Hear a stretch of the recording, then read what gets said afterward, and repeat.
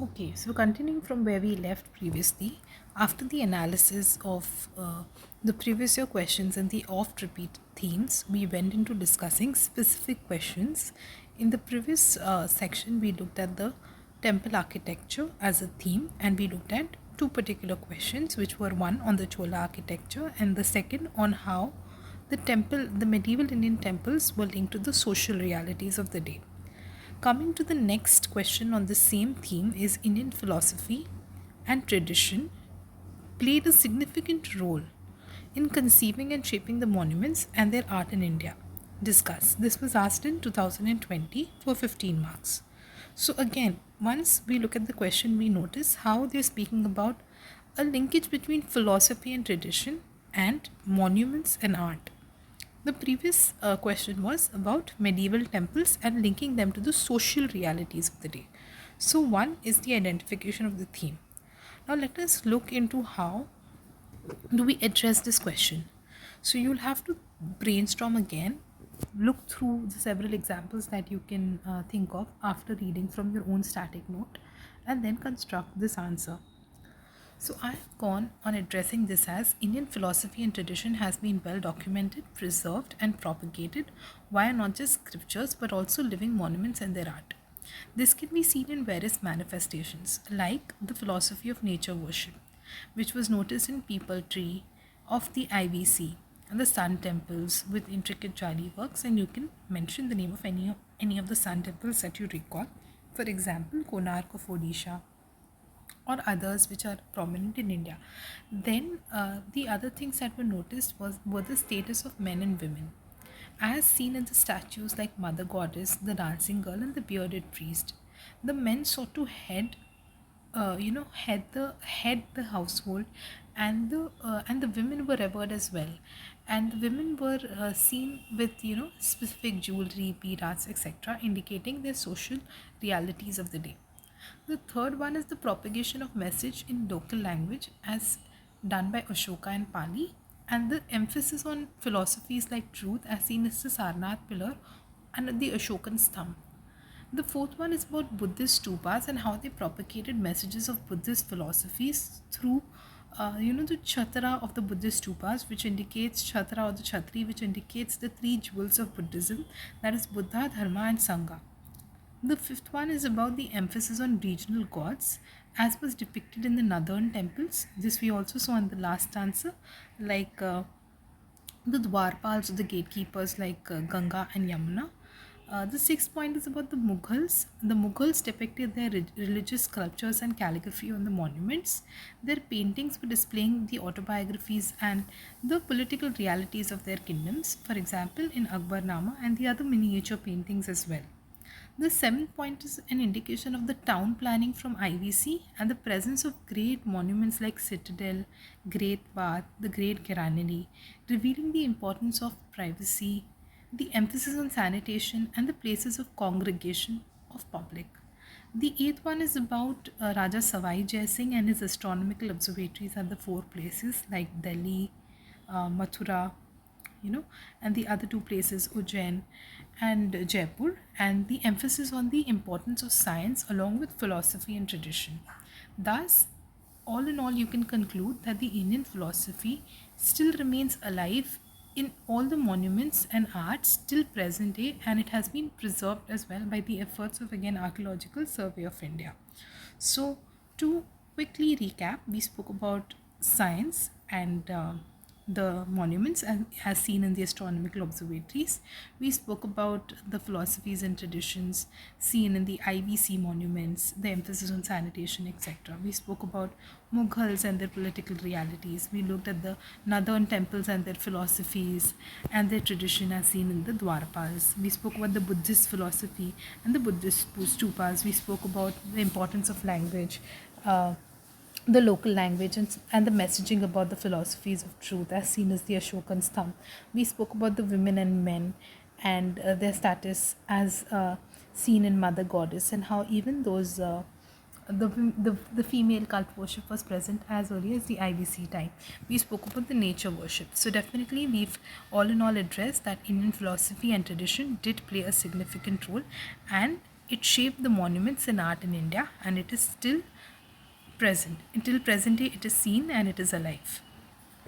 Okay, so the next question on the same theme goes like, safeguarding the Indian art heritage is the need of the moment, comment. So again, this is the beauty of the questions. In one question, we were linking the philosophy and the monuments, and later on, as a you know downhill to the same, we are looking at how do we conserve it or how do we safeguard the Indian art and heritage, and that is the need of the moment. This was asked in 2018 for 10 marks. So again, the fodder will come from the same theory that you have in your existing notes, and you need to definitely brainstorm further. How do you safeguard the Indian art and heritage, and what are the steps that can be taken? So let us look at what I have done in this answer. So I've spoken about India having a rich legacy of art and heritage, and every citizen is obliged to protect it, and the state must also ensure the protection of these rich monuments, and these are both a part of your fundamental duty as in Article 51AE, and also a part of the state's directive principle under Article 49. So the need for safeguarding Indian art and heritage is because there are threats of theft, smuggling, as seen in the Kohinoor diamond case. We are witnessing like unregulated tourism, and these kind of activities like littering, scribbling, etc., around ancient forts and around such paintings. There are also increasing environmental hazards as seen in the discoloration of monuments due to acid rain. The most famous example is the Taj Mahal trapezium. Then there are furthermore disaster vulnerabilities with the rising threat of climate change, flooding, earthquakes, and other extreme weather events are affecting the North Indian monuments. Then there are intellectual property rights violation as seen in duplication and sale of certain intangible art forms which are sacred and so original to the Indian culture. So these are the threats. Now what do we do to safeguard the rich Indian art and heritage? Number one, I've spoken about the legislations. For example, the Antiquities Act in 1947 to promote, protect, and penalize the wrongdoers, and in turn safeguard our rich Indian heritage. The second one is about strengthening institutions like the Archaeological Survey of India, Ministry of Culture, and several initiatives like Adopt a Heritage. The third is about maintenance of sites to promote India's cultural standing at international state and promote it as a soft power. For example, we spoke about the Mapalapuram summit, and the visit by the Chinese premier. Then we can speak about promoting tourism by harnessing schemes like Swadesh Darshan scheme and tourist circuits with responsible tourism behavior. Then we can push for protection under the various conventions like UNESCO's World Heritage Site and alliance with environmental organization to protect sites. Then another point could be that you know uh, like India has these biodiversity hotspots, and the natural, the cultural, and the mixed ones, so also including them under those platforms. So all in all, these steps shall help us in enhancing our cultural standing and protect this invaluable treasure of the world's cultural capital, that is India. Okay, so the next question is on a similar theme, but here they've gone to make it specific to Buddhism. So the question goes like, early Buddhist stupa art, while depicting folk motifs and narratives, successfully expounds the Buddhist ideals elucidate. This is again a question from 2019 for 12.5 marks. One thing is pretty clear now, that there is an interlinkage between the philosophy and tradition and the actual monument or the art. So this is one theme that you will have to keep in mind while preparing or while reading anything, and that can help you develop the same thought process and collate similar examples to use in your answers. So let us go looking into the details of this answer. So the Buddhist stupa is symbolic of not just the relics of Buddha, but it expounds the Buddhist philosophy and ideals. This is what I have used in my introduction. I have used a diagram of the Buddhist stupa, and then highlighted how it is linked to the Buddhist philosophy. So there is the Chatras, the Yakshi, the Harmika, the Anda, and the Pradakshina path. Each of these represent a Buddhist philosophy. For example, the Anda is like the word mountain which is rising through the center of the Buddhist universe.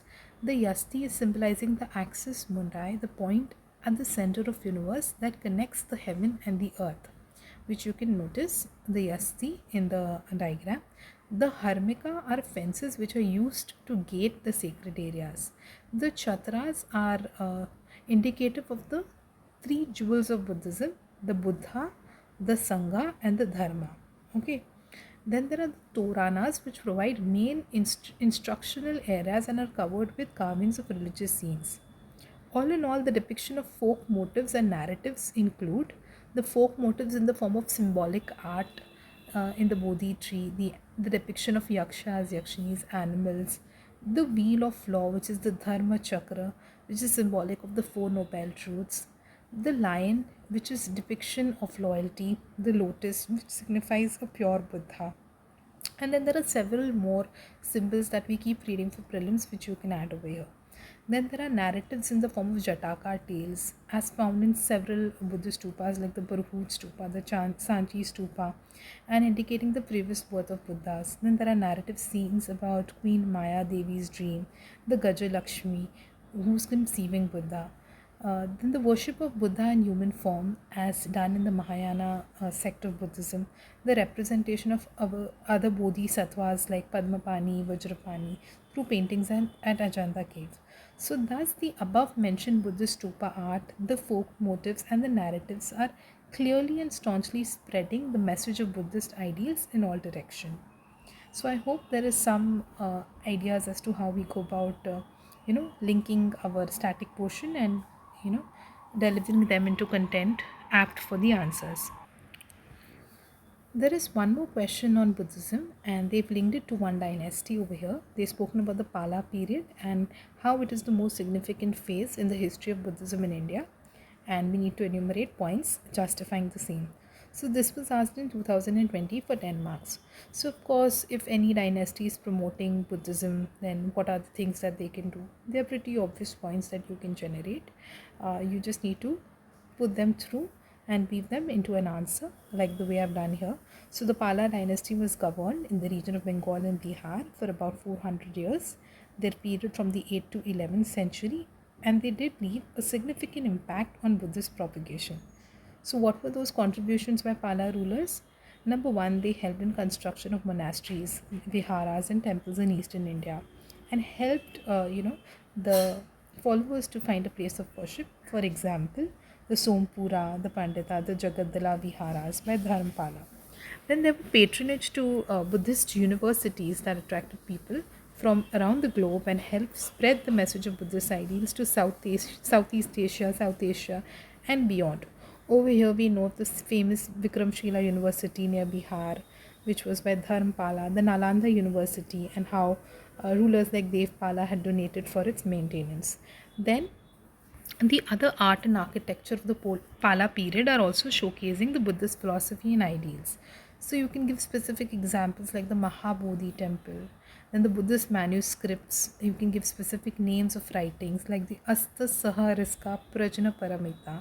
So these are some things which you will be for sure reading in your theory. If you memorize a few of them, you can use them here. Then you can speak about the Buddhist stupas and how we looked at the previous question. You can, if time permits, draw a little diagram and speak about how the Buddhist stupas were also reflecting the ideals of Buddhism. We've discussed this in detail.